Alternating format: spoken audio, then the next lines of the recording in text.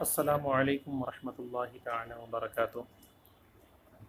नाज़रीन, आज हम बात करेंगे हिंदुस्तान में अक़लियती तबका यानी माइनॉरिटीज़, इन्हें किन मसाइल का सामना है और इस वक्त हिंदुस्तान में मुसलमानों की मौजूदा हालत क्या है। यानी हम मुसलमानों की जो पर्सनल मसाइल हैं उससे मुताल्लिक़ हम आपसे कुछ बात करना चाहते हैं। आप सबको ये अच्छी तरह मालूम है कि हिंदुस्तान एक जमहूरी मुल्क है और जमहूरियत की खूबी है कि तमाम मज़ाहिब व मसालिक के मानने वालों को उनके अपने मज़हब के मुताबिक अपनी ज़िंदगी गुजारने का इख्तियार हासिल है, चाहे वो मुसलमान हो, हिंदू हो, सिख हो, ईसाई हो। इस बात का इख्तियार तमाम मज़ाहिब के मानने वालों को है कि वो अपने मज़हब के मुताबिक ज़िंदगी गुजारें। लेकिन इस वक्त मुसलमानों की जो हालत है और मुसलमानों के जो मसाइल हैं वो काफ़ी पेचीदगी के साथ रोज़ बरोज़ उभरते जा रहे हैं। जैसा कि हम सबको मालूम है कि चंद दिनों कबल सुप्रीम कोर्ट में तलाक़ का, ट्रिपल तलाक़ का वो मसला ज़ेर गौर था और जिस पे एक लंबे वक्त तक बहस चली और उसके बाद ये फ़ैसला आया कि गवर्नमेंट तीन तलाक़ के ख़िलाफ़ बिल लाए, जिसमें मोदी सरकार ने तीन तलाक़ के ख़िलाफ़ एक बिल पास किया। जो बिल पार्लियामेंट में पास हो गया और राज्यसभा में अभी पास नहीं हुआ है। लेकिन सुप्रीम कोर्ट ने तीन तलाक़ को गैर आइनी यानी गैर कानूनी करार दे दिया। यानी अब अगर कोई शख्स अपनी बीवी को तलाक़ देता है तो उसे जो नया बिल है, जो नया कानून है, इसके तहत सज़ा होगी और साथ ही साथ उसको महीने का जो ख़र्च है वो भी देना पड़ेगा।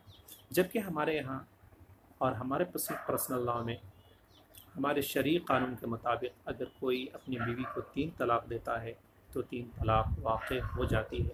और वहीं पर तलाक़ की बहुत सारी हिकमतें भी हैं कि अगर मियाँ बीवी के दरमियान निबाह मुश्किल हो, और कभी ऐसा भी होता है कि जबरी शादी कर दी जाती है जिससे मियाँ बीवी के दरमियान निबाह की गुंजाइश नहीं रहती, या कभी ऐसा मौका आता है कि किसी मामला को लेकर मियाँ बीवी के दरमियान नाइतफ़ाक़ी पैदा हो जाती है। तो ऐसा नहीं है कि डायरेक्ट सीधा तलाक़ दे दिया जाए, सीधे तौर पर तलाक़ दे दिया जाए, बल्कि इसके लिए कई सारे प्रोसेस हैं। वो तमाम प्रोसेस को फॉलो करने के बाद अगर निबाह की कोई गुंजाइश बाकी नहीं रहती है तो तलाक़ का एक अमल है। और ये भी तलाक़ जायज़ कामों में सबसे नापसंदीदा अमल है। अल्लाह ताला के नज़दीक तलाक़ तो किसी भी सूरत में अपनी औरत को, अपनी बीवी को नहीं देना चाहिए। लेकिन बहरहाल तलाक़ शरई तौर पर अगर कोई अपनी बीवी को तीन तलाक़ देता है तो तलाक़ वाक़ हो जाएगी। लेकिन सुप्रीम कोर्ट ने इसको गैर आइनी करार दिया, गैर कानूनी करार दिया। उसके बाद मोदी सरकार ने एक बिल पास किया जिस बिल में ये कहा गया कि अगर कोई अपनी बीवी को तीन तलाक़ देता है तो ये गैर आइनी माना जाएगा, गैर कानूनी माना जाएगा। और इसको पार्लियामेंट में ये बिल लाया गया, पार्लियामेंट में बिल पास भी हो गया। इसके बाद जब ये राज्यसभा में गया तो राज्यसभा में कांग्रेस ने इसकी मुखालफत की और दीगर पार्टियों ने इसकी मुखालफत की, जबकि पार्लियामेंट में असदुद्दीन अवैसी ने भी इसकी मुखालफत की थी और जमकर मुखालफत की थी। तो मेरे ख़्याल से अभी चूँकि राज्यसभा में बीजेपी एमएलएस के एमपीओ की तादाद बढ़ रहे हैं तो आगे चलकर ये मुमकिन है कि ये तीन तलाक़ जो बिल है ये राज्यसभा में आसानी के साथ पास हो जाए। अब जहाँ एक तरफ मुसलमानों के ट्रिपल तलाक़ का जो मसला था वो सुप्रीम कोर्ट में गया, फिर उस पर जो है बिल पास हुआ। इसके बाद मीडिया में एक तमाशा बन गया, जबकि हिंदुस्तान में बहुत सारे ऐसे मसाइल हैं जिस पर हमारी जो सहाफ़त है, हमारा जो मीडिया है, इसको काम करना ज़रूरी था। मुसलमानों के नहीं बल्कि पूरे हिंदुस्तान भर के लोगों के बेरोज़गारी के मसाइल हैं, कारोबार के मसाइल हैं, गिरती हुई मईशत के मसाइल हैं, इसके अलावा सड़कों के मसाइल हैं, बिजली के मसाइल हैं, पानी के मसाइल हैं, स्कूल के मसाइल हैं। लेकिन इन सारे मसाइल पर मीडिया को दिलचस्पी नहीं है। मीडिया को दिलचस्पी मुसलमानों के जो पर्सनल मसाइल हैं उस पर दिलचस्पी है। क्यों? हम सब अच्छी तरह जानते हैं कि ये सब एक प्रोपेगेंडा के तहत हो रहा है। और शायद हमारे जो मुस्लिम भाई हैं और जो मुस्लिम रहनुमा हैं शायद इस बात को नहीं समझ पा रहे हैं। यही वजह है कि आए दिन वो टीवी डिबेट में जाते हैं और वहाँ से बेइज्जती का सामान लेकर वापस होते हैं। तो इन सब चीज़ों पर तो गौर करने की ज़रूरत है ही। अलावाज़ी अब जो मुसलमानों के साथ मसाइल हैं वो ये हैं कि आप सबको अच्छी तरह मालूम होगा कि अब फिर सुप्रीम कोर्ट में जो मुसलमानों के पर्सनल लॉ से जो मुताल्लिक़ मसाइल थे वो सुप्रीम कोर्ट में चला गया है। अब कौन से अगले जो मसाइल हैं, अगला जो मुसलमानों का शरिया है वो टारगेट पर है, वो कौन से मसाइल हैं जो टारगेट पर है, तो आपको अच्छी तरह मालूम होना चाहिए कि मुसलमानों के जो अगले मसाइल टारगेट पर हैं वो हलाला, तादाद अज़वाज और मस्जिदों में, जैसे कि एक कहा गया कि जिस तरह मर्दों को पूरा इख्तियार हासिल है, मसावी हुकूक औरतों को भी होने चाहिए, तो अब जैसे कि ट्रिपल तलाक को गैर आइनी करार दिया गया, गैर कानूनी करार दिया गया कि इससे जो है औरतों के हुकूक को सल्ब किया जा रहा है, औरतों के हुकूक छीने जा रहे हैं। इसी तरह अब ये मसला भी सुप्रीम कोर्ट में उठाया जाएगा कि औरतों को मस्जिद में दाखिल होने क्यों नहीं दिया जाता। तो मैं आपको ये साफ़ कर देना चाहता हूँ कि मुसलमानों में भी कई ऐसे मसलक के मानने वाले हैं जिनके यहाँ मस्जिद में औरतों का जाना जायज़ है, लेकिन अहले सुन्नत व जमात में औरतों को मस्जिद में जाने की इजाज़त नहीं है, जाने का अलाउड नहीं है।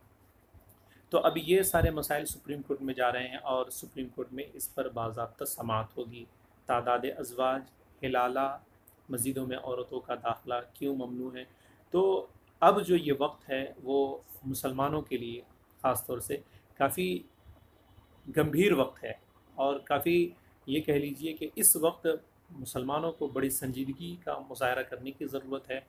लेकिन इसके बावजूद हम देख रहे हैं कि हमारी जमात में कई ऐसे पढ़े लिखे लोग जो काफ़ी अपनी जमात में काफ़ी मकबूलियत रखते हैं, उसके बावजूद हम ये देखते हैं कि हमारे जो मसाइल हैं गौ तशी के नाम पर हम मारे जा रहे हैं। तालीम में हमारा मेयार एकदम बिल्कुल गिर गया है। कारोबार में तो हम बिल्कुल पीछे पहले भी थे और आज भी पीछे, लेकिन इसके बावजूद इस वक्त जो हमें ज़रूरत है वो ये है कि हम आपसी इत्तेहाद और भाईचारे के साथ आगे बढ़ें।